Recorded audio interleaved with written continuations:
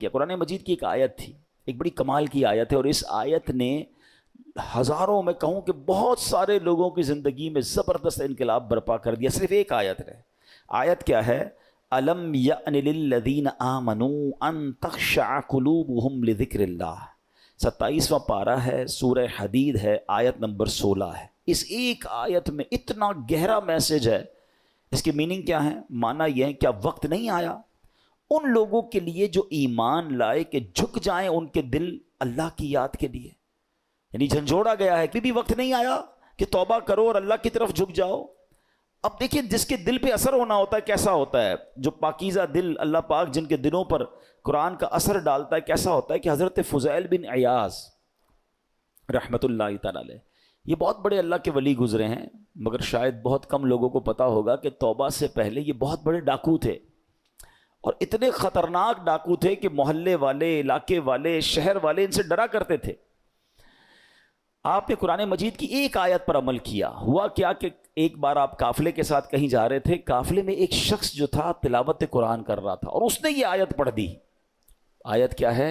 الم یأن للذین آمنوا ان تخشع قلوبہم لذکر اللہ۔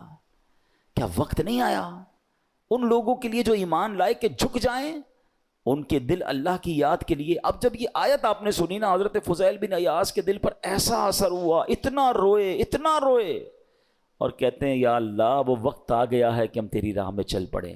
آپ رحمت اللہ تعالی علیہ زاروں کے تار رونے لگے، اس کے تقاضے پورے کیے، لوگوں کا لوٹا ہوا مال واپس کیا، اور اپنے سارے جو ڈاکوؤں کا گروپ تھا کہہ دیا کہ میں نے توبہ کر لی ہے، اب میں اللہ کی نافرمانی نہیں کروں گا۔ ڈاکوؤں کے قافلے والوں نے کہا کہ سردار، اب ڈکیتی میں بھی ہمارے سردار تھے، اب توبہ کر لی تو اس میں بھی آپ ہمارے سردار ہیں۔ پورے قافلے نے توبہ کی، اللہ کی یاد میں لگ گئے، علم دین سیکھا، عبادت و ریاضت میں مصروف ہوئے۔